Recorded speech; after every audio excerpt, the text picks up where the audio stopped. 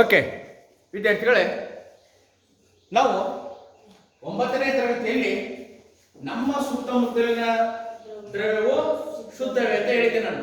Okay, ಅಧ್ಯಾಯವನ್ನ ಪ್ರಾರಂಭ ಮಾಡಿ. ಯಾವ ಅಧ್ಯಾಯ? 9ನೇ ತರಗತಿಯಲ್ಲಿ ನಮ್ಮ ಸುತ್ತಮುತ್ತಲಿನ ದ್ರವ್ಯವು ಶುದ್ಧವೇ. ಓಕೆ, ಹಾಗಾದ್ರೆ ನಾವು ಹಲವಾರು ಮಿಶ್ರಣಗಳನ್ನ, ಶುದ್ಧ ವಸ್ತುಗಳನ್ನ ನಮ್ಮ ಸುತ್ತಮುತ್ತ ನೋಡ್ತಿದ್ದೇವೆ. ಹೌದರಪ್ಪ? ಏನೇ ನೋಡ್ತಿದ್ದೇವೆ? ಹಲವಾರು ಶುದ್ಧ ವಸ್ತುಗಳನ್ನ ಮತ್ತು ಮಿಶ್ರಣಗಳನ್ನ ನಮ್ಮ ಸುತ್ತಮುತ್ತ ನೋಡ್ತಾ. ಹೌದಲ್ವಾ? ಹಾಗಾದ್ರೆ ಇಲ್ಲಿ ಒಂದು ಗ್ಲಾಸ್ ಅನ್ನ ನೀರು ತೆಗೆದುಕೊಂಡು, ಒಂದು ಗ್ಲಾಸ್ ಅನ್ನ ನೀರು, ಅದರಲ್ಲಿ 50 ml ನೀರು ತೆಗೆದುಕೊಳ್ಳೋಣ.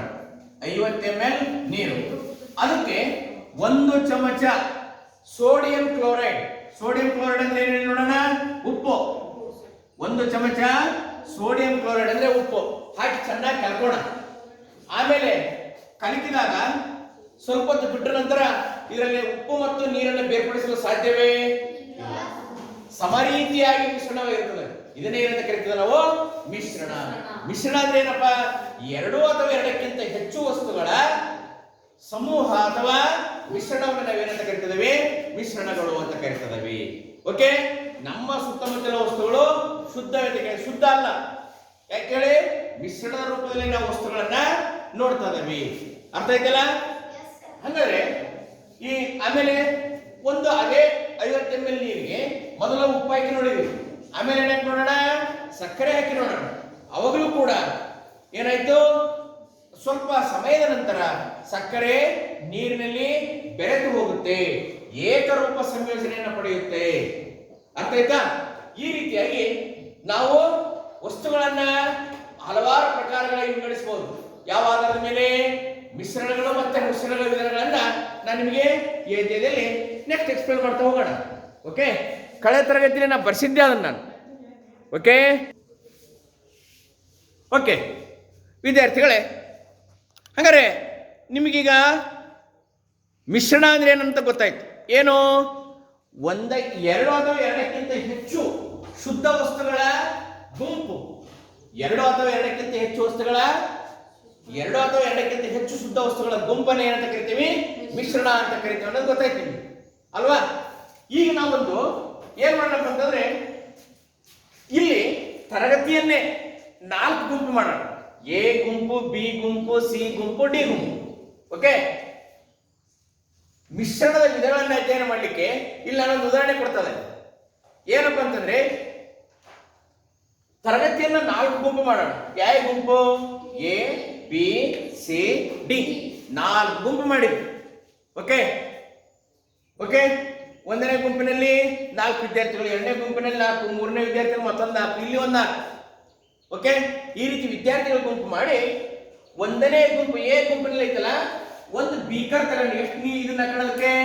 50 ml ನೀರು ಹಾಕೋಣ. ಎಷ್ಟು ನೀರು ಹಾಕೋಣ? 50 ml ನೀರು ಪ್ಲಸ್ ಏನ್ ಹಾಕೋಣ? 1 ಚಮಚ ತಾಮ್ರದ ಸಲ್ಫೇಟ್ ಪುಡಿ. ಎಷ್ಟು ಹಾಕೋಣ? 1 ಚಮಚ ತಾಮ್ರದ ಸಲ್ಫೇಟ್ ಪುಡಿಯನ್ನ ಹಾಕೋಣ ಅಲ್ವಾ? ಏನ್ ಹಾಕೋದಕ್ಕೆ? 1 ಚಮಚ ತಾಮ್ರದ ಸಲ್ಫೇಟ್ ಪುಡಿ ಹಾಕಿದ್ವಿ. ಸರಿನಾ? ಇನ್ನ ಬಿ ಗುಂಪಿನಲ್ಲಿ ಏನ್ ಮಾಡೋಣ? ಮತ್ತೆ 50 ml ನೀರು. ಬಿ ಗುಂಪಿನಲ್ಲಿ ಕೂಡ ಎಷ್ಟು ನೀರು ತೆಗೆದುಕೊಂಡ್ರು? 50 ml ನೀರು. 50 ml ನೀರು. ಎಷ್ಟು ತಾಮ್ರದ ಸಲ್ಫೇಟು? 2 ಚಮಚ ತಾಮ್ರದ ಸಲ್ಫೇಟ್. ಎಷ್ಟು ತೆಗೆದುಕೊಳ್ಳೋಣ? 2 ಚಮಚ ತಾಮ್ರದ ಸಲ್ಫೇಟ್. 2 ಚಮಚ ತಾಮ್ರದ ಸಲ್ಫೇಟ್ ಹಾಕಿದ್ವಿ. ಸಿ ಗುಂಪಿನಲ್ಲಿ ತಾಮ್ರದ ಸಲ್ಫೇಟು, ಪೊಟ್ಯಾಸಿಯಂ ಪರ್ಮಾಂಗನೇಟ್ ಅಥವಾ ಉಪ್ಪು ಹಾಕಿದ್ವಿ. ಡಿ ಗುಂಪಿನಲ್ಲಿ ತಾಮ್ರದ ಸಲ್ಫೇಟು, ಪೊಟ್ಯಾಸಿಯಂ ಪರ್ಮಾಂಗನೇಟ್. ವಿವಿಧ ಅಳತೆಯಲ್ಲಿ ನೋಡ್ರಿ, ನೀರು ಮತ್ತು ತಾಮ್ರ ಸಲ್ಫೇಟ್ ಹಾಕಿದ್ವಿ ಅಂತ ಇಟ್ಕೊಳ್ಳಿ. ಹೌದಾ? ಚೆನ್ನಾಗಿ ಬೆರೆತು ಹೋಗ್ಬಿಡುತ್ತೆ. ಇದಕ್ಕೆ ಇನ್ನೊಂದು ಉದಾಹರಣೆ ಕೊಡ್ತಾರೆ. ಏನಪ್ಪ ಅಂತಂದ್ರೆ, ನೀರು ಉಪ್ಪು ಹಾಕಿ ಕಲಕಿದಾಗ ಉಪ್ಪು ಬೇರೆ ನೀರು ಬೇರೆ ಕಾಣಿಸುತ್ತಾ? ಮಾತಾಡಿ. ಉಪ್ಪು ಬೇರೆ ನೀರು ಬೇರೆ ಕಾಣಿಸುತ್ತಾ? ಉಪ್ಪು ನೀರಿನಲ್ಲಿ, ಉಪ್ಪು ಮತ್ತು ನೀರು ಏಕರೂಪವಾಗಿ ಬೆರೆತು ಹೋಗ್ಬಿಡ್ತೈತಿ. ಏನ ಬೆರೆಯುತ್ತೆ? ಏಕರೂಪದಿಂದ ಬೆರೆಯುತ್ತೆ. ಅದು ಬೇರೆ ಇದು ಬೇರೆ ಇರುವುದಿಲ್ಲ. ಯಾವುದು? ಉಪ್ಪು ಮತ್ತು ನೀರು. ಅದೇ ತರ ಸಕ್ಕರೆ ನೀರು ಹಾಕಿದಾಗ ಏಕರೂಪದಿಂದ ಬೆರೆಯುತ್ತಾನೆ. ಎಸ್, ಏಕರೂಪವಾಗಿ ಬೆರೆತುಬಿಡುತ್ತೆ. ಹೇಗಂತಂದ್ರೆ ನೋಡಿ, ಇಲ್ಲಿ ಏಕರೂಪವಾಗಿ ಬೆರೆತುಬಿಡ್ತು. ಯಾವುದು? ನೀರು ಮತ್ತು ತಾಮ್ರದ ಸಲ್ಫೇಟ್. ಇಲ್ಲಿ ಕೂಡ ಏಕರೂಪದಿಂದ ಬೆರೆಯುತ್ತೆ. ಯಾವುದು? ನೀರು ಮತ್ತು ತಾಮ್ರದ ಸಲ್ಫೇಟ್. ಇಲ್ಲಿ ನೋಡೋಣ, ತಾಮ್ರದ ಸಲ್ಫೇಟು ಪೊಟ್ಯಾಸಿಯಂ ಪರ್ಮಾಂಗನೇಟ್ ಇವೆರಡೂ ಬೇರೆ ಬೇರೆ ಆಗ್ಬಿಟ್ಟು ನಿಮಗೆ. ಇವೆರಡು ಏನಾಗ್ಬಿಟ್ಟು ಬೇರೆ ಬೇರೆ. ಒಂದ್ ಕಡೆಗೆ ತಾಮ್ರದ ಸಲ್ಫೇಟು, ಮತ್ತೊಂದ್ ಕಡೆಗೆ ಪೊಟ್ಯಾಸಿಯಂ ಪರ್ಮಾಂಗನೇಟ್. ಬೇರೆ ಬೇರೆ ಪದ ಕಾಣಿಸೋದಿಲ್ವಾ? ಅಲ್ವಾ? ಪ್ರತ್ಯೇಕ ಘಟಕಗಳು ಕಾಣಿಸೋದಿಲ್ವಾ? ಇಲ್ಲಿ ಏನಾಯ್ತು? ಒಂದೇ ರೀತಿಯ ಮಿಶ್ರಣ ಪಡೆದು ಇಲ್ಲಿ ಘಟಕಾಂಶಗಳು ವಿಭಿನ್ನವಾಗಿದೆ. ಅರ್ಥ ಆಯ್ತಿಲ್ಲ? ಹಾಗೆ ಏನಲ್ಲಿ ಏನಾಗಿದೆ ಹೇಳಿ ನೋಡೋಣ. ಏನಲ್ಲಿ ಏನಾಗಿದೆ? ಏನು ಸಮರೂಪ ಮಿಶ್ರಣವನ್ನ ಪಡೆದಿದೆ. ಇಲ್ಲಿ ನೋಡಿ, ಏನಾದ್ರು ಬೇರೆ ಬೇರೆ ಘಟಕ ಇದೆಯಾ? ಇಲ್ಲ. ಎ ಮತ್ತು ಬಿ ದಲ್ಲಿ ಆದ್ರೆ ಗಾಢತೆ ಬೇರೆ ಬೇರೆ ಆಗಿದೆ. ಇಲ್ಲಿ ಬರೀ ಒಂದ್ ಚಮಚ ತಾಮ್ರದ ಸಲ್ಫೇಟ್ ತಗೊಂಡವಿ, ಇಲ್ಲಿ ಎಷ್ಟು ಚಮಚ ತಗೊಂಡವಿ? 2 ಚಮಚ. ಇಲ್ಲಿ ಬಣ್ಣ ಹೆಚ್ಚಿಗೆ, ಬಣ್ಣ ಏನಾಗೈತಿ? ಹೆಚ್ಚಿಗೆ ಆಗೈತಿ. ಆದ್ರೆ ಇಲ್ಲಿ ನೋಡೋದು, ಎಲ್ಲಿ ಸಿ ಮತ್ತು ಡಿ ದಲ್ಲಿ ಬೇರೆ ಬೇರೆ ವಿಭಿನ್ನ ಘಟಕಾಂಶಗಳನ್ನ ಹೊಂದಿದ್ದಾವೆ. ಹಾಗಾದ್ರೆ ಇನ್ನೇನಂತ ಕರೆಯೋಣ? ಸಿ ಮತ್ತು ಡಿ ಏನಂತ ಕರೆಯೋಣ? ಇಲ್ಲಿ ಎ ಮತ್ತು ಬಿ ದಲ್ಲಿ ಎರಡೂ ಘಟಕಗಳು ಏಕರೂಪ ಸಂಯೋಜನೆಯನ್ನು ಹೊಂದಿದ್ದೇವೆ. ಏಕರೂಪ ಸಂಯೋಜನೆಯನ್ನು ಹೊಂದಿದ್ದೇವೆ. ಆದ್ದರಿಂದ ಎ ಮತ್ತು ಬಿ ಅನ್ನು ಏನಂತ ಕರಿತೇವೆ ನಾವು? ಸಮರೂಪ ಮಿಶ್ರಣ ಅಂತ ಕರಿತೇವೆ. ಏನಂತ ಕರಿತೇವೆ? ಸಮರೂಪ ಸಮರೂಪ ಮಿಶ್ರಣ ಅಂತ ಕರಿತೇವೆ. ಅದನ್ನ ಎ ಮತ್ತು ಬಿ ನ. ಸಿ ಮತ್ತು ಡಿ ಅನ್ನ ಇದು ವಿರುದ್ಧವಾಗಿತ್ತು. ಇದು ವಿರುದ್ಧವಾಗಿತ್ತು. ಯಾಕೆ ನೋಡೋಣ? ಘಟಕಗಳೇನಾರ ಒಂದೇ ಮಿಶ್ರಣ ಆಗಿದಾವ? ಪ್ರತ್ಯೇಕವಾಗಿದಾವ. ಇದನ್ನೇನಂತ ಕರೆಯೋಣ ನಾವು? ಸಮರೂಪ ಮಿಶ್ರಣ ಅಂತ ಕರೆಯೋಣ. ಯಾವ್ಯಾವದನ್ನ? ಸಿ ಮತ್ತು ಡಿ ಅಸಮರೂಪ. ಏನಂತ ಕರೆಯೋಣ ನಾವು? ಅಸಮರೂಪ. ಅಸಮರೂಪ ಮಿಶ್ರಣ ಅಂತ ಕರೆಯೋಣ. ಓಕೆ, ಏನಂತ ಕರೆಯೋಣ? ಅಸಮರೂಪ ಮಿಶ್ರಣ ಅಂತ ಕರೀವಿ. ಎ ಮತ್ತು ಬಿ ಸಮರೂಪ ಮಿಶ್ರಣ, ಸಿ ಮತ್ತು ಡಿ ಅಸಮರೂಪ ಮಿಶ್ರಣ. ಸಮರೂಪ ಮಿಶ್ರಣ ಅಂದ್ರೆ ಏನು? ಏಕರೀತಿಯ ಸಂಯೋಜನೆಯನ್ನು ಹೊಂದಿರುವ ಮಿಶ್ರಣವೇ ಸಮರೂಪ ಮಿಶ್ರಣ. ಉದಾಹರಣೆ ಏನಪ್ಪಾ? ನೀರು ಮತ್ತು ಸಕ್ಕರೆ, ನೀರು ಮತ್ತು ಉಪ್ಪು, ನೀರು ಮತ್ತು ತಾಮ್ರದ ಸಲ್ಫೇಟ್. ಓಕೆ, ಈ ಕಡೆ ನೋಡೋಣ. ಅಸಮರೂಪ ಮಿಶ್ರಣ ಅಂದ್ರೆ ಏನು? ವಿಭಿನ್ನ ಘಟಕಾಂಶಗಳನ್ನು ಹೊಂದಿರುವ ಅಥವಾ ಸಂಯೋಜನೆ ಆಗದೇ ಇರುವ ಮಿಶ್ರಣವೇ ಅಸಮರೂಪ ಮಿಶ್ರಣ. ಉದಾಹರಣೆ ಏನು? ತಾಮ್ರದ ಸಲ್ಫೇಟು, ಪೊಟ್ಯಾಸಿಯಂ ಪರ್ಮಾಂಗನೇಟ್, ಅದು ವಿಭಿನ್ನ ಘಟಕ ಇದೆ. ಅಥವಾ ತಾಮ್ರದ ಸಲ್ಫೇಟು ಮತ್ತೇನು? ಸೋಡಿಯಂ ಕ್ಲೋರೈಡ್, ಉಪ್ಪು, ಎರಡು ಮಿಶ್ರಣ ಆಗಲ್ಲ, ಬೇರೆ ಬೇರೆ ಮಾಡಬಹುದು. ಅರ್ಥ ಆಯ್ತಾ? ಇದನ್ನೇನಂತ ಕರಿತದವಿ? ಅಸಮರೂಪ ಮಿಶ್ರಣ ಅಂತ ಕರಿತದವಿ. ಅರ್ಥ ಆಯ್ತಲ್ಲ? ಹಂಗಾರೆ ನಿಮಗೆ ಸಮರೂಪ ಯಾವುದು ಅಸಮರೂಪ ಯಾವುದು ಅನ್ನೋದು ಗೊತ್ತಾಯ್ತು, ಹೌದಾ ಅಲ್ವಾ? ಸರಿನಾ? ಹಾಗಾದ್ರೆ ನೆಕ್ಸ್ಟ್ ಏನ್ ಮಾಡೋಣ? ಈ ಸಮರೂಪ ಮಿಶ್ರಣದಲ್ಲಿನೇ ಮತ್ತೆ ಹಲವಾರು ವಿಧಾನಗಳಿವೆ. ಯಾವ ವಿಧಾನಗಳಿವೆ? ದ್ರಾವಣ ಅಂದ್ರೇನು, ಕೈಲ ದ್ರಾವಣ ಅಂದ್ರೇನು, ಮತ್ತಿನ್ನೇನು ನಿಲಂಬಿತ ಮಿಶ್ರಣ ಅಂದ್ರೇನು ಅಂತ ಮತ್ತೆ ವಿಭಾಗ ಮಾಡ್ಕೊಂತ ಹೋಗಿದ್ದಾರೆ. ಏನು? ದ್ರಾವಣ, ಮತ್ತೇನು ಕಲಿಲ ದ್ರಾವಣ, ಮತ್ತೇನಂತೆ ನಿಲಂಬಿತ ಮಿಶ್ರಣ. ಓಕೆ, ಅದನ್ನು ನೋಡೋಣ.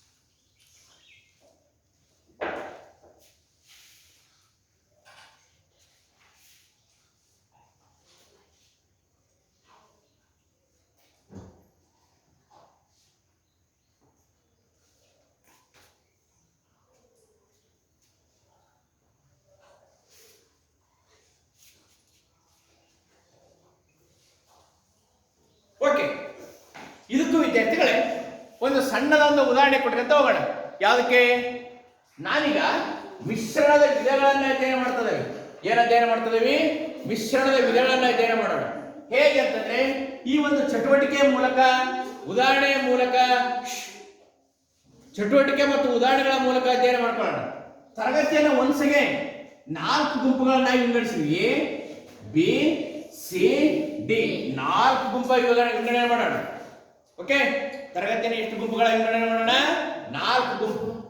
ಎ ಗುಂಪಿಗೆ ಏನ್ ಮಾಡೋಣ ಅಂತಂದ್ರೆ, ಒಂದು ಬೀಕರ್, ಅದರಲ್ಲಿ ಎಷ್ಟು ನೀರಪ್ಪ ಅಂತಂದ್ರೆ 50 ml ನೀರು. ಎಷ್ಟು ನೀರು? 50 ml ನೀರು. 50 ml ನೀರು ಪ್ಲಸ್ ಕೇವಲ ಕೆಲವು ಹರಳುಗಳ ತಾಮ್ರದ ಸಲ್ಫೇಟ್. ಕೆಲವು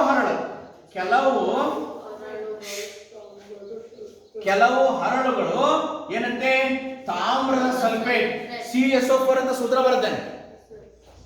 ಹಾಕಿ ಗಾಜಿನ ಕಡ್ಡಿಯಿಂದ ಚೆನ್ನಾಗಿ ಕಲ್ಕೊಂಡಿದೆ. ಏನಂತೆ? ಗಾಜಿನ ಕಡ್ಡಿಯಿಂದ ಚೆನ್ನಾಗಿ ಕಲ್ಕೋದು. ಕಲ್ಕಿ ಮೇಲೆ ಏನ್ ಮಾಡೋಣಪ್ಪ ಅಂತಂದ್ರೆ, ಕಲ್ಕಿ ಮೇಲೆ ಓಕೆ ನೋಡೋದು ಏನಪ್ಪ ಅಂತಂದ್ರೆ, ಸ್ವಲ್ಪ ಹೊತ್ತು ಬಿಡೋದು.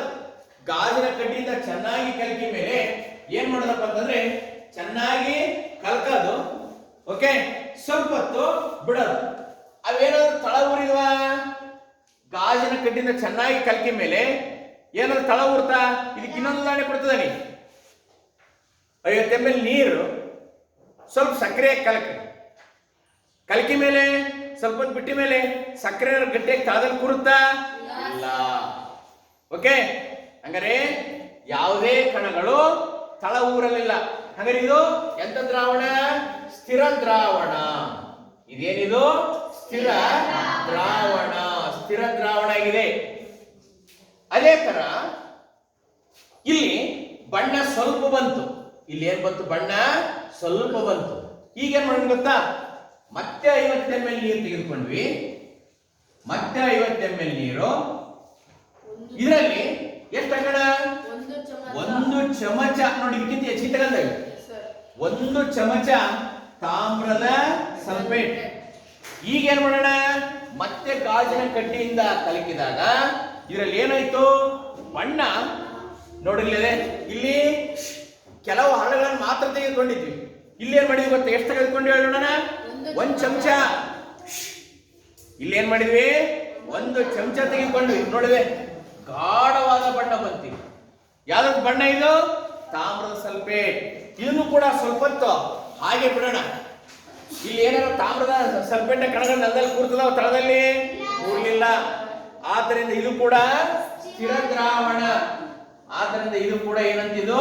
ಸ್ಥಿರ ದ್ರಾವಣ ಆಗಿದೆ. ಸ್ಥಿರ ದ್ರಾವಣ. ಮತ್ತೇನ್ ಮಾಡೋಣ ಗೊತ್ತಾ? ಈ ಸ್ಥಿರ ದ್ರಾವಣದ ಮೂಲಕ ಬೆಳಕನ್ನ ಹಾಯಿಸೋಣ. ಹೇಗೆ?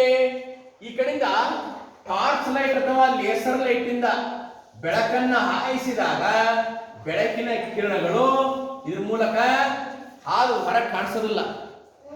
ಇದ್ರ ಮೂಲಕ ನಾವು ಏನು ಟಾರ್ಚ್ ಅಥವಾ ಲೇಸರ್ ಲೈಟ್ ಇಂದ ಬೆಳಕನ್ನ ಹಾಯಿಸಿದಾಗ ಇದರಲ್ಲಿ ಬೆಳಕಿನ ಕಣಗಳು ಕಾಣಿಸೋದಿಲ್ಲ, ಬೆಳಕಿನ ಕಿರಣ. ಓಕೆ, ಮತ್ತೇನ್ ಮಾಡೋಣ? ಸಿ ಗುಂಪಲ್ಲಿ ಏನ್ ಮಾಡೋಣಪ್ಪ ಅಂತಂದ್ರೆ, ಮತ್ತೆ 50 ml ನೀರನ್ನ ತೆಗೆದುಕೊಂಡು, ಓಕೆ, 50 ml ತೆಗೆದುಕೊಳ್ಳೋದು, ನೀರು ತೆಗೆದುಕೊಳ್ಳೋದು. ಆ 50 ml ಗೆ ಗೋಧಿ ಹಿಟ್ಟು ಬರುತ್ತಲ್ಲ ನೋಡಿ, 50 ml ನೀರು, 50 ml ನೀರು, ಸ್ವಲ್ಪ ಗೋಧಿ ಹಿಟ್ಟು ಹಾಕೋಣ. ಗೋಧಿ ಹಿಟ್ಟು ಹಾಕಿ ಕಲಕೋಣ. ಸ್ವಲ್ಪ ಹಾಕ್ಬೇಕು. ಕಲಕಿದಾಗ ಸ್ವಲ್ಪ ತಾಗೇ ಬಿಡೋಣ. ಕಣಗಳು ತಳದ ಕೂರ್ತವ ಇಲ್ಲ ಮಾತಾಡಿ. ಸ್ಥಳದಲ್ಲಿ ಏನಾಗ್ತದವೆ? ಕಣಗಳು, ಗೋಧಿ ಹಿಟ್ಟಿನ ಕಣಗಳಿಗೆ ಕೂರ್ತದವೆ. ಸರಿನಾ? ಅಂದರೆ ಇದು ಸ್ಥಿರ ದ್ರಾವಣ ಅಲ್ಲ. ಸ್ಥಿರ ದ್ರಾವಣ ಆಗ್ಲಿಲ್ಲ. ಇದ್ರ ಮೂಲಕ ಬೆಳಕನ್ನ ಹಾಯಿಸೋಣ. ಸಣ್ಣ ಟಾರ್ಚ್ ಲೈಟ್ ಇಂದ ಇದ್ರ ಮೂಲಕ ಏನಪ್ಪಾ ಅಂತಂದ್ರೆ ಬೆಳಕನ್ನ ಹಾಯಿಸೋಣ. ಬೆಳಕನ್ನ ಹಾಯಿಸಿದಾಗ ಇದ್ರ ಮೂಲಕ ಬೆಳಕು ಕಾಣಿಸ್ಲಿಲ್ಲ. ಅರ್ಥ ಆಯ್ತಾ? ಈಗ ಮುಂದೆ ನೋಡೋಣ. ಏನಪ್ಪಾ ಅಂದ್ರೆ ಅದೇ ತರ ಅಂದ್ರೆ ಇಲ್ಲಿ ಬೆಳಕಿನ ಪಥ ಇಲ್ಲಿ ಕಾಣಿಸ್ಲಿಲ್ಲ, ಇಲ್ಲಿ ಕಾಣಿಸ್ಲಿಲ್ಲ, ಇಲ್ಲಿ ಕಾಣಿಸ್ಲಿಲ್ಲ. ಯಾವ್ದು? ಬೆಳಕಿನ ಕಿರಣ ಕಾಣಿಸ್ಲಿಲ್ಲ. ಬೆಳಕಿನ ಕಿರಣ ಇಲ್ಲಿ ಕಾಣಿಸ್ಲಿಲ್ಲ. ಈ ಮುಂದೋಣ. ಡಿ ಗುಂಪಿನಲ್ಲಿ ಮತ್ತೆ 50 ml ನೀರು ತೆಗೆದುಕೊಂಡ್ವಿ. ಓಕೆ, 50 ml ನೀರು ತೆಗೆದುಕೊಂಡ್ವಿ. ಇದಕ್ಕ ಸ್ವಲ್ಪ ಹಾಲು ಹಾಕೋಣ, ಒಂದನೇ ಹಾಲು ಹಾಕೋಣ. ಹಾಕಕ್ಕೆ ಏನಾಯ್ತು? ಇಲ್ಲಿ ಒಳಗ ಬೆಳ್ಳಗಾಯ್ತು. ಏನಾಯ್ತು? ಬೆಳ್ಳಗಾಯ್ತು. ಈಗ ಗಾಜಿನ ಕಡ್ಡಿಯಿಂದ ಅದನ್ನ ತಿರುಗಿಸೋಣ. ಸ್ವಲ್ಪ ಹೊತ್ತು ಬಿಟ್ಟ ಮೇಲೆ ಹಾಲಿನ ಕಣಗಳು ಏನಾದ್ರು ಕೆಳಗೆ ಕೂರ್ತಾವನಪ್ಪ? ಕೆಳಗೆ ಕೂರ್ಲಿಲ್ಲ. ಹಾಗಾದ್ರೆ ಇದು ಸ್ಥಿರ ದ್ರಾವಣ ತಾನೆ? ಸ್ಥಿರ ದ್ರಾವಣ. ಯಾವ್ದಾದ್ರು ಒಂದು ಲೇಸರ್ ಲೈಟ್ ಇಂದ ಬೆಳಕನ್ನ ಹಾಯಿಸೋಣ. ಹಿಂಗ ಹಾಯಿಸಿದಾಗ ಇದ್ರ ಮೂಲಕನೇ ಬೆಳಕು ಕಾಣಿಸುತ್ತೆ. ಯಾಕಂದ್ರೆ ಈ ಹಾಲಿನ ಕಣಗಳು ಏನ್ ಮಾಡ್ತವೆ? ಬೆಳಕಿನ ಕಿರಣಗಳನ್ನ ಚದುರಿಸ್ತವೆ. ಇದನ್ನ ಟಿಂಡಾಲ್ ಪರಿಣಾಮ ಅಂತ ಕರೀತದೆ. ಓಕೆ, ಹಾಗಾದ್ರೆ ಈಗ ಯಾವ ದ್ರಾವಣ ನಾನು ಇದಕ್ಕೆ?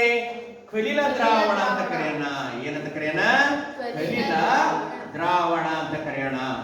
ಇಲ್ಲ ನೋಡಿ ವಿದ್ಯಾರ್ಥಿಗಳು, ಹಾಗಾದ್ರೆ ಎ ಬಿ ಏನಕ್ಕೆ ಇದು ಪಡೆದೇವೆ? ದ್ರಾವಣವನ್ನ ಪಡೆದೇವೆ. ಎ ಬಿ ಏನಿದು? ದ್ರಾವಣ. ಸಿ ಏನಿದು? ನಿಲಂಬಿತ ಮಿಶ್ರಣ. ಸಿ ಏನಿದು? ನಿಲಂಬಿತ ಮಿಶ್ರಣ. ಸಿ ಏನಾಗಿದೆ? ನಿಲಂಬಿತ ಮಿಶ್ರಣ ಆಗಿದೆ. ಡಿ ಏನಾಗಿದೆ? ಕಲಿಲ ದ್ರಾವಣವಾಗಿದೆ. ಡಿ ಏನಾಗಿದೆ? ಕಲಿಲ ದ್ರಾವಣವಾಗಿದೆ. ಡಿ ಏನಾಗಿದೆ ಅಂತೆ? ಕಲಿಲ ದ್ರಾವಣವಾಗಿದೆ. ಅರ್ಥ ಆಯ್ತಲ್ಲ? ಓಕೆ, ಡಿ ಏನಾಗಿದೆ ಅಂತಪ್ಪ? ಕಲಿಲ ದ್ರಾವಣವಾಗಿದೆ. ಅರ್ಥ ಆಯ್ತಾ? ಹಂಗಾರೆ ವಿದ್ಯಾರ್ಥಿಗಳು ಇಲ್ಲಿ ನೋಡಿ, ಇಲ್ಲಿ ಇವುಗಳನ್ನ ಇಲ್ಲಿ ನೋಡಿ, ಸೋಸು ಕಾಲದಿಂದ ಶೋಷಣ. ಓಕೆ, ಈ ರೀತಿ ಸೋಸು ಆಲಿಕೆ ಇದೆ. ಇದರಲ್ಲಿ ಒಂದು ಕಾಗದವನ್ನು ಹಾಕಿ, ಯಾವ ಕಾಗದ ಅಂತಂದ್ರೆ ಫಿಲ್ಟರ್ ಪೇಪರ್ ಅಂತ ಕರೀತಾರೆ. ಕಾಗದ ಹಾಕಿದ್ವಿ. ಈ ಕಾಗದವನ್ನ ಹಾಕಿ ಸೋಸಿದಾಗ ಯಾವ್ದ್ರಲ್ಲಿ ಉಳಿತೈತಿ? ಇದರಲ್ಲಿ ಉಳಿತೈತ? ಇದರಲ್ಲಿ ಉಳಿತೈತ? ಇಲ್ಲ, ಇದರಲ್ಲಿ ಉಳಿತೈತಿ. ಇಲ್ಲಿ ಉಳಿಕೆ ದ್ರಾವ್ಯದ ಕಣಗಳು ಸೋಸು ಕಾಗದ ಮೇಲೆ ಕಂಡು ಬರ್ತದೆ. ಎಲ್ಲಿ? ನಿಲಂಬಿತ ಮಿಶ್ರಣದಲ್ಲಿ. ಇದರಲ್ಲಿ ಏನು ಕಂಡು ಬರ್ತದವೆ? ಇದರಲ್ಲಿ ಉಳಿಯೋದಲ್ಲ. ಓಕೆ, ಹಂಗಾರೆ ದ್ರಾವಣ ಅಂದ್ರೆ ಏನು? ಎರಡು ಅಥವಾ ಎರಡಕ್ಕಿಂತ ಹೆಚ್ಚು ವಸ್ತುಗಳ ಸಮರೂಪ ಮಿಶ್ರಣ ಆಗಿದೆ. ಇಲ್ಲೇನಾಗಿದೆ? ಆ ನಿಲಂಬಿತ ದ್ರಾವಣ ಅಂದ್ರೆ ಏನು? ಆ ದ್ರಾವಣದಲ್ಲಿ ದ್ರಾವ್ಯದ ಕಣಗಳು ಏಕರೂಪವಾಗಿ ನಿಲಂಬಿತ ಸ್ಥಿತಿಯಲ್ಲಿ ಇರುತ್ತವೆ. ಅದಕ್ಕೆ ನಿಲಂಬಿತ ಮಿಶ್ರಣ ಅಂತ ಕರೀತಾರೆ. ಕಲಿಲ ದ್ರಾವಣ ಅಂದ್ರೆ ಏನು? ಕಲಿಲ ದ್ರಾವಣ ಇತ್ಲಗೆ ದ್ರಾವಣನೂ ಅಲ್ಲ, ಇತ್ಲಗೆ ನಿಲಂಬಿತ ಮಿಶ್ರಣನೂ ಅಲ್ಲ. ಇವೆರಡರ ನಡುವಿನ ಸ್ಥಿತಿ ಇದೆ. ಇಲ್ಲಿ ದ್ರಾವಣದಲ್ಲಿ ಕಣಗಳು ಅತಿ ಚಿಕ್ಕವಿರ್ತವೆ, ನಿಲಂಬಿತ ಮಿಶ್ರಣದಲ್ಲಿ ಕಣಗಳು ದೊಡ್ಡವಿರ್ತವೆ. ಇವೆರಡರ ನಡುವಿನ ಸೈಜು ಕಲಿಲ ದ್ರಾವಣ ಅಲ್ವಾ? ಆದ್ದರಿಂದ ನಾವು ಎಷ್ಟು ರೀತಿಯಾದಂತಹ ಒಂದು ಇದು ನೋಡಿದ್ವಿ. ನಾವು ಮಿಶ್ರಣ ನೋಡಿದ್ವಿ. ಮಿಶ್ರಣವನ್ನು ಎಷ್ಟು ರೀತಿಯಾಗಿ ನೋಡಿದ್ವಿ? ನಾವು 3 ರೀತಿಯಾಗಿ ನೋಡಿದ್ವಿ ಅಲ್ಲಪ್ಪ. ಯಾವ ರೀತಿಯಲ್ಲಿ ನೋಡಿದ್ವಿ ನಾವು? ದ್ರಾವಣ, ಮತ್ತೇನು? ನಿಲಂಬಿತ ಮಿಶ್ರಣ, ಮತ್ತೇನು? ಕಲಿಲ ದ್ರಾವಣ. ಹಾಗಾದ್ರೆ ದ್ರಾವಣ ಅಂದ್ರೆ ಏನು? ಎರಡು ಅಥವಾ ಎರಡಕ್ಕಿಂತ ಹೆಚ್ಚು ವಸ್ತುಗಳ ಸಮರೂಪ ಮಿಶ್ರಣವೇ ದ್ರಾವಣ. ನೋಡಿ, ಸಮರೂಪತೆಯಿಂದ ಮಿಶ್ರಣ ಆಗಿದೆ. ಈ ಕಡೆ ನೋಡಿ, ಎರಡು ಅಥವಾ ಎರಡಕ್ಕಿಂತ ಹೆಚ್ಚು ವಸ್ತುಗಳ ಏನಾಗಿದೆ? ಸಮರೂಪವಾಗಿ ಮಿಶ್ರಣವಾಗಿದೆ. ಇದನ್ನೇ ಏನಂತ ಕರಿತದೆ? ನಾವು ಸಮರೂಪ ಮಿಶ್ರಣ, ದ್ರಾವಣ ಅಂತ ಕರಿತದೆ. ದ್ರಾವಣ ಪೈಕಿ ಏನು? ಎರಡು ಅಥವಾ ಎರಡಕ್ಕಿಂತ ಹೆಚ್ಚು ವಸ್ತುಗಳ, ಶುದ್ಧ ವಸ್ತುಗಳ ಏಕರೂಪ ಮಿಶ್ರಣವೇ ದ್ರಾವಣ ಅಂತ ಕರೀತದೆ. ಉದಾಹರಣೆ, ದ್ರಾವಣಕ್ಕೆ ಮತ್ತೆ ಯಾವ ಉದಾಹರಣೆ ಕೊಡ್ಬೋದು ಹೇಳಿ ನೋಡೋಣ. ಕಮಾನ್, ದ್ರಾವಣಕ್ಕೆ ಮತ್ತೆ ಯಾವ ಉದಾಹರಣೆ ಕೊಡ್ಬೋದು? ನಾನಿಗೆ ಒಂದು ಉದಾಹರಣೆ ಕೊಡ್ತದೆ. ಒಂದು 50 ml ನೀರು ತಗೊಂಡು ಸಕ್ಕರೆ ಹಾಕಿ ಅದನ್ನು ತಿರುಗಿಸಿ. ಕರೆಕ್ಟ್? ಇನ್ನೊಂದು 50 ml ನೀರು ಹಾಕಿ ಗೋಧಿ ಹಿಟ್ಟು ಓಕೆ ಹಾಕಿ ಕಲಕ್ರಿ. ಕರೆಕ್ಟ್ ಅದೇನಾದ್ರು ಇಲ್ಲ. ಇದರಲ್ಲಿ ಯಾವ ದ್ರಾವಣ? ಸಕ್ಕರೆ ಹಾಕಿದೆ. ಸಕ್ಕರೆ ಮತ್ತು ನೀರು. ಸಕ್ಕರೆ ಆ ನೀರಿನಲ್ಲಿ ಬೆರೆತಿರುತ್ತಾನೆ. ಸಕ್ಕರೆ ಏನಾಗಿದೆ? ನೀರಿನಲ್ಲಿ ಏನಾಗಿದೆ? ಬೆರೆತಿದೆ. ಅರ್ಥ ಆಯ್ತಾ? ಇದಕ್ಕೆಲ್ಲ ಕರೀತಾರೆ ದ್ರಾವಣ ಅಂತ ಕರೀತಾರೆ. ಅರ್ಥ ಆಯ್ತಾ?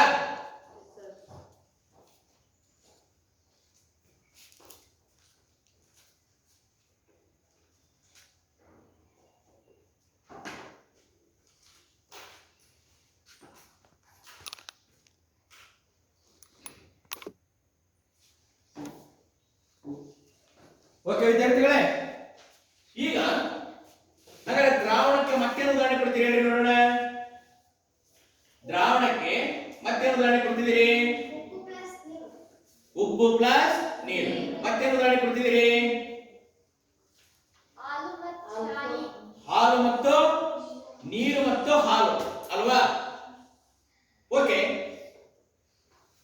ಅಂದರೆ ದ್ರಾವಣ ನೋಡಿ, ನೀವು ಹೇಳಿದ್ರಿ ಏನು? ದ್ರಾವಣ ಅಂದ್ರೆ ನೀರು ಮತ್ತೇನು? ಉಪ್ಪು. NaCl ಅಂತ ಬರಿದೆ. ಈಜು ಕೊಟ್ಟು ಏನಾಯ್ತು? ಉಪ್ಪು ನೀರು. ಉಪ್ಪು ನೀರು, ಉಪ್ಪು ನೀರು, ಉಪ್ಪು ನೀರು ಅಥವಾ ಉಪ್ಪು ಮಿಶ್ರಿತ ನೀರು. ಇಲ್ಲಿ ನೋಡಿ, ದ್ರಾವಣ ಎಷ್ಟು ಘಟಕಗಳನ್ನು ಒಳಗೊಂಡೈತಿ? ಎಷ್ಟು ಘಟಕಗಳನ್ನು ಒಳಗೊಂಡೈತಿ? 2 ಘಟಕಗಳನ್ನು ಒಳಗೊಂಡೈತಿ. ಯಾವುದಂದ್ರೆ ನೀರೇನು? ದ್ರಾವಕ. ನೀರೇನಿದು? ದ್ರಾವಕ. NaCl ಏನಿದು? ದ್ರಾವ್ಯ. ಈಜಿಕೊಟ್ಟು ಉಪ್ಪು ನೀರು ಬಂತು. ಏನಕ್ಕೆ? ದ್ರಾವಣ ಅಂತ ಕರೆಯೋಣ. ಏನಂತ ಕರೆಯೋಣ? ಇದಕ್ಕೆ ದ್ರಾವಣ ಅಂತ ಕರೆಯೋಣ. ಹಾಗಾದ್ರೆ ಇದಕ್ಕೆ ಪ್ರತ್ಯೇಕ ವಾಕ್ಯ ಕೊಡ್ಬೇಕು ನೀವು. ದ್ರಾವಕ ಅಂದ್ರೆ ಏನು? ದ್ರಾವಕ ಅಂದ್ರೆ ನೀರು ಅನ್ಬಾರ್ದು. ಇಲ್ಲಿ ಕರೆಕ್ಟ್ ವೈಜ್ಞಾನಿಕ ಪದ ಹೇಳುದು. ದ್ರಾವಕ ಅಂದ್ರೆ ಏನಪ್ಪಾ ಅಂತಂದ್ರೆ ಇದು ದ್ರಾವಣದ ಘಟಕವಾಗಿದೆ. ದ್ರಾವಕ ದ್ರಾವ್ಯವನ್ನ ತನ್ನಲ್ಲಿ ಕರಗಿಸಿಕೊಳ್ಳುವ ಶಕ್ತಿಯನ್ನು ಹೊಂದಿದೆ. ಹೌದನಪ್ಪ? ದ್ರಾವಕ ಏನನ್ನು ಹೊಂದಿದೆ? ದ್ರಾವ್ಯವನ್ನ ತನ್ನಲ್ಲಿ ಕರಗಿಸಿಕೊಳ್ಳುವ ಶಕ್ತಿ ಹೊಂದಿದೆ. ಇಲ್ಲಿ ಕಂಪೇರ್ ಮಾಡಿ, ಇದು ಹೆಚ್ಚಿಗೆ ಐತೆ, ಇದು ಹೆಚ್ಚಿಗೆ ಐತೆ. ದ್ರಾವಕ ಹೆಚ್ಚಿಗೆ ಐತೆ, ದ್ರಾವ್ಯ ಹೆಚ್ಚಿಗೆ ಐತೆ. ದ್ರಾವಕ ಇದು ಹೆಚ್ಚಿನ ಪ್ರಮಾಣದಲ್ಲಿ ಇರುತ್ತದೆ. ಸರಿನಾ? ಈಗ ಈ ಕಡೆ ಬರೋಣ. ದ್ರಾವ್ಯ ಅಂದ್ರೆ ಏನಂದ್ರೆ ದ್ರಾವ್ಯ ದ್ರಾವಕದಲ್ಲಿ ಇಲ್ಲಿ ಉಪ್ಪು ಆಗಿದೆ ಅಲ್ವಾ? ಸಕ್ಕರೆ ಅಂತ ಕರೀತದೆ. ಉಪ್ಪು ಅನ್ಬೋದು, ಸಕ್ಕರೆ ಹಾಕಿದ್ರೆ ಸಕ್ಕರೆ ಅನ್ಬೋದು, ತಾಮ್ರ ಸಲ್ಫೇಟ್ ಪುಡಿ ಹಾಕಿದ್ರೆ ತಾಮ್ರ ಸಲ್ಫೇಟ್ ಪುಡಿ ಅನ್ಬೋದು ಅಲ್ವಾ? ಈಗ ದ್ರಾವ್ಯ, ಈ ದ್ರಾವ್ಯ ಐತಲ್ಲ, ಈ ದ್ರಾವ್ಯ ಇಲ್ಲಿ ನಾವು ನೀರು ಹಾಕಿವಿ ಅಂತ ಇಟ್ಕೊಳ್ಳಿ. ಕರೆಕ್ಟ್ ತಾನೆ? ದ್ರಾವ್ಯ ಅಂದ್ರೆ ವಾಕ್ಯ ಏನ್ ಹೇಳ್ಬೋದಂದ್ರೆ ದ್ರಾವಕದಲ್ಲಿ ಕರಗುವ ದ್ರಾವಣದ ಘಟಕವೇ ದ್ರಾವ್ಯ ಅಲ್ವಾ? ಹಾಗಾದ್ರೆ ಹೆಚ್ಚಿನ ಪ್ರಮಾಣದಲ್ಲಿ ಇರ್ತದೆ, ಕಡಿಮೆ ಪ್ರಮಾಣದಲ್ಲಿ ಇರ್ತದೆ? ಕಡಿಮೆ ಪ್ರಮಾಣದಲ್ಲಿ ಇರ್ತತಿ. ಅರ್ಥ ಆಯ್ತಾ? ಅಂದರೆ ದ್ರಾವಣ ಎಷ್ಟು ಘಟಕಗಳನ್ನು ಒಳಗೊಂಡಿದೆ? 2 ಘಟಕಗಳನ್ನು ಒಳಗೊಂಡಿದೆ. ಅವು ಯಾವ ಹೇಳಿ ನೋಡೋಣ. ದ್ರಾವಕ ಮತ್ತು ದ್ರಾವ್ಯ 2 ಸೇರಿ ಏನಾಯ್ತು? ದ್ರಾವಣ. 2 ಸೇರಿ ಏನಾಯ್ತು? ದ್ರಾವಣವಾಗಿದೆ. ಈ ರೀತಿ ನಾವು ಉದಾಹರಣೆ ಕೊಡ್ಬೋದಲ್ವಾ? ಓಕೆ, ಮತ್ಯಾವ್ದು ಉದಾಹರಣೆ ಕೊಡ್ತೀರಿ ಹೇಳ್ರಿ ನೋಡೋಣ. ಮತ್ಯಾವ್ದು ಉದಾಹರಣೆ ಕೊಡ್ಬೋದಪ್ಪ? ಓಕೆ, ಮತ್ಯಾವುದನ್ನ ಉದಾಹರಣೆ ಕೊಡ್ಬೋದು ನಾವು? ಆಲ್ಕೋಹಾಲ್ ಮತ್ತು ಅಯೋಡಿನ್. 2 ದ್ರಾವಕ ಅಲ್ವಾ? ಇಲ್ಲಿ ದ್ರಾವ್ಯನೂ ದ್ರಾವಕ ರೂಪದಲ್ಲಿ, ದ್ರಾವಕನು ದ್ರಾವಕ ರೂಪದಲ್ಲಿ. CuSO4 ಅಂದ್ರೆ ತಾಮ್ರದ ಸಲ್ಫೇಟ್. ಅದರ ಸೂತ್ರ CuSO4 ಅಂದ್ರೆ ಏನು? ತಾಮ್ರದ ಸಲ್ಫೇಟ್. ಅದರ ಸೂತ್ರವಾಗಿದೆ ಅಲ್ವಾ? ಓಕೆ, ಇನ್ನ ಇಲ್ಲಿ ನೋಡಿ, ಈಗ ಒಬ್ಬ ವಿದ್ಯಾರ್ಥಿ ಏನ್ ಹೇಳಿ ಗೊತ್ತವನು? ಆಲ್ಕೋಹಾಲ್ನಲ್ಲಿ ಏನಂದವನು? ಆಲ್ಕೋಹಾಲ್ನಲ್ಲಿ ಅಯೋಡಿನ್. ಆಲ್ಕೋಹಾಲ್ನಲ್ಲಿ ಅಯೋಡಿನ್. ಇದಕ್ಕೆ ಇನ್ನೊಂದು ಹೆಸರು ಏನ್ ಗೊತ್ತಾ? ಟಿಂಚರ್ ಆಫ್ ಅಯೋಡಿನ್ ಅಂತ ಕರೀತಾರೆ. ಏನಂತ ಕರೀತಾರೆ? Tincture of iodine. ಎಲ್ಲಿ ಹಿಡಿದ್ರಿ ಇದನ್ನ ಟಿಂಚರ್ ಅಂದ? ನೆನಪು ಮಾಡ್ಕೊಳ್ರಿ. ಗಾಯವಾದಾಗ ಆಸ್ಪತ್ರೆಯಲ್ಲಿ ಹೋದಾಗ ಹಚ್ತಾರೆ ಅಲ್ವಾ? ಈಗ ಇಲ್ಲಿ ಕೇಳಿ, ಹಾಗಾದ್ರೆ ಅಲ್ಲಿ ಏನ್ ಮಿಶ್ರಣ ಇರ್ತೈತಿ? ಆಲ್ಕೋಹಾಲ್ ಸ್ಮೆಲ್ ಬರುತ್ತೆ ನೋಡೋದು, ಹೌದಾ? ಒಂಥರ ಘಾಟ್ ಇರ್ತಕ್ಕಂಥ ಸ್ಮೆಲ್ ಬರುತ್ತೆ. ಇಲ್ಲಿ ದ್ರಾವಕ ಯಾವ ರೂಪದಲ್ಲಿ ಐತಿ? ಆಲ್ಕೋಹಾಲ್. ನೋಡಿ, ದ್ರಾವಕ ಯಾವ ರೂಪದಲ್ಲಿ ಐತಿ? ಆಲ್ಕೋಹಾಲ್. ದ್ರಾವ್ಯ ಅಯೋಡಿನ್, ಹೌದಾನೆ? ಅದು ನೀರು ಅಲ್ವಾ? ದ್ರಾವಕದಲ್ಲಿ ದ್ರಾವಕ ಮಿಶ್ರಣ ಆಗೈತಿ. ಇನ್ನು ಗಾಳಿ ಮಿಶ್ರಣ ಐತಿ ಹೇಳಿ ನೋಡೋಣ. ದ್ರಾವಕನು ಗಾಳಿ ಆಗಿರ್ಬೋದು, ದ್ರಾವ್ಯನು ಗಾಳಿ ಆಗಿರ್ಬೋದು. ಆಕ್ಸಿಜನ್ ಮತ್ತು ನೈಟ್ರೋಜನ್. ಘನದಲ್ಲಿ ಘನ ಇರೋ ಹೇಳ್ರಿ ನೋಡೋಣ. ದ್ರಾವಕನು ಘನ ಇರಬೇಕು, ದ್ರಾವ್ಯನು ಘನ ಇರಬೇಕು. ಯಾವ್ದು ಹೇಳ್ರಿ ನೋಡೋಣ? ಘನದಲ್ಲಿ ಘನ. ಲೋಹಗಳ ಮಿಶ್ರ ಲೋಹ ಅಲ್ವಾ? ಓಕೆ. ಸ್ಟೀಲ್ ಪಾತ್ರೆಗಳು, ಆಮೇಲೆ ಮೂರ್ತಿಗಳು, ಲೋಹದ ಮೂರ್ತಿಗಳು ಅಲ್ವಾ? ಇವೆಲ್ಲ ಏನಾಗಿದ್ದಾವೆ? ಮಿಶ್ರ ಲೋಹಗಳಾಗಿದ್ದಾವೆ. ಕಲೆ ರಹಿತ ಉಪ್ಪು, ಹೌದಾನೆ? ಇವೆಲ್ಲ ಏನಾಗಿದ್ದಾವೆ? ಲೋಹದ ಮಿಶ್ರಣಗಳಾಗಿದ್ದಾವೆ. ಇಲ್ಲಿ ಏನ್ ಗೊತ್ತಾ? ಇದು ದ್ರಾವಕನು ಘನ, ಇದು ಘನ. ಅರ್ಥ ಆಯ್ತಿಲ್ಲ?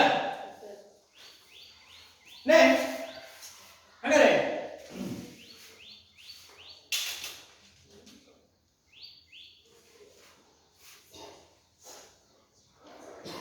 ದ್ರಾವಣದ ಗುಣಗಳು ಏನಪ್ಪಾ? ಇಲ್ಲ ನೋಡಿ, ಕಂಪೇರ್ ಮಾಡಿ. ಇಲ್ಲ ನೋಡಿ, ಇಲ್ಲಿ ಕಣಗಳು ದೊಡ್ಡವಿದಾವ, ಏನೋ ನಿಲಂಬಿತ ಮಿಶ್ರಣದಲ್ಲಿ ಕಣಗಳು ದೊಡ್ಡವಿದಾವ, ಕಲಿಲ ದ್ರಾವಣದ ಕಣಗಳು ದೊಡ್ಡವಿದಾವ. ನಿಲಂಬಿತ ಮಿಶ್ರಣದಲ್ಲಿ ಕಣಗಳು ಏನಾಗಿದ್ದಾವೆ? ದೊಡ್ಡವಿದಾವೆ. ಹಾಗಾದ್ರೆ ದ್ರಾವಣದ ಕಣಗಳು ಸಣ್ಣವಿದಾವೆ, ಚಿಕ್ಕವಿದಾವೆ. ಅವುಗಳ ವ್ಯಾಸ 1 ನ್ಯೂಟನ್ ಮೀಟರ್. ಅವುಗಳ ವ್ಯಾಸ ಎಷ್ಟಂತೆ? 1 ನ್ಯೂಟನ್ ಮೀಟರ್ ಆಗಿದೆ. ವ್ಯಾಸ ಅಂದ್ರೆ ಗಾತ್ರ, ಸುತ್ತಳತೆ ಅಲ್ವಾ? 1 ನ್ಯೂಟನ್ ಮೀಟರ್ ಆಗಿದೆ ಅವುಗಳ ಗಾತ್ರ.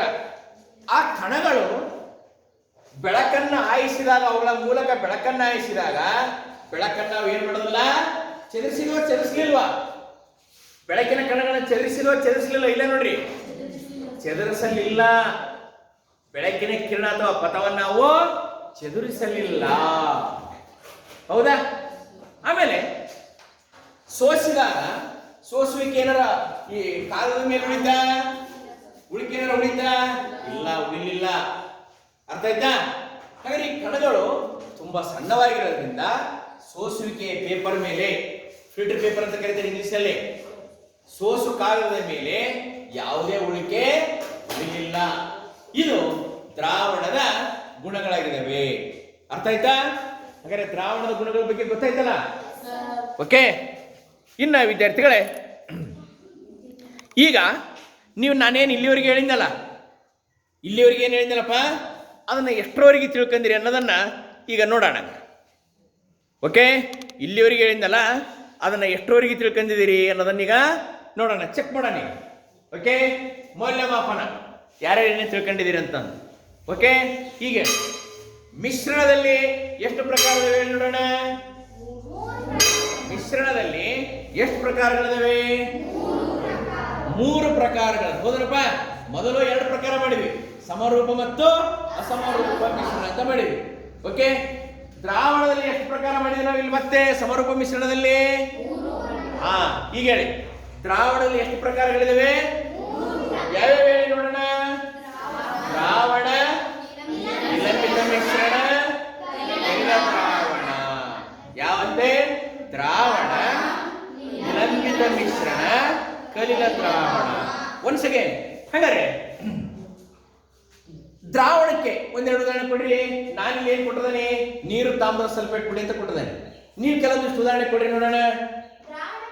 ದ್ರಾವಣಕ್ಕೆ ನೀರು, ವೆರಿ ಗುಡ್, ಎದ್ದು ಹೇಳು. ದ್ರಾವಣಕ್ಕೆ ಉದಾಹರಣೆ ಕೊಡು. ನೀರು ಮತ್ತು ಸಕ್ಕರೆ. ಹೌದಾನೆ? ಮತ್ತೆ ಅವನೊಂದು ಉದಾಹರಣೆ ಕೊಟ್ಟ. ಮತ್ತೆ ಬೇರೆ ಇನ್ನೊಂದು ಉದಾಹರಣೆ ಕೊಡ್ರಿ. ನೀರು ಮತ್ತು ಉಪ್ಪು. Very good. ಈಗ ನಾನೇನ್ ಹೇಳಿದೆ, ದ್ರಾವಣದಲ್ಲಿ ಎರಡು ಘಟಕಗಳು ಇರ್ತದೆ. ಯಾವುವು? ಒಂದು ದ್ರಾವಕ, ದ್ರಾವ್ಯ, ದ್ರಾವಣ. ಈಗೆಲ್ಲ ವಿದ್ಯಾರ್ಥಿನಿ ಹೇಳಿದ್ರು ನೀರು ಮತ್ತು ಉಪ್ಪಿನ ಮಿಶ್ರಣ ಅಂತ. ಅದರಲ್ಲಿ ದ್ರಾವಕ ಯಾವುದು, ದ್ರಾವ್ಯ ಯಾವುದು? ದ್ರಾವಕ ನೀರು, ದ್ರಾವ್ಯ ಎಸ್, ವೆರಿ ಗುಡ್. ಇದೇ ತರ ಇನ್ನೊಂದು ಉದಾಹರಣೆ ಕೊಡ್ರಿ ನೋಡೋಣ. ಇನ್ನೊಂದ್ಸರಿ ಉದಾಹರಣೆ ಕೊಡ್ರಿ ಬೇಗ ನೋಡೋಣ. ಇದೇ ತರ ಏನು ನಾವೇನು ಉದಾಹರಣೆ ಕೊಟ್ಟಿವಲ್ಲ, ಯಾವುದು ಇಲ್ಲಿ ದ್ರಾವಣಕ್ಕೆ ಉದಾಹರಣೆ ಕೊಟ್ಟಿವಲ್ಲ, ಇದೇ ತರಕ್ಕೆ ಮತ್ತೊಂದು ಉದಾಹರಣೆ ಕೊಡಿ ನೋಡೋಣ.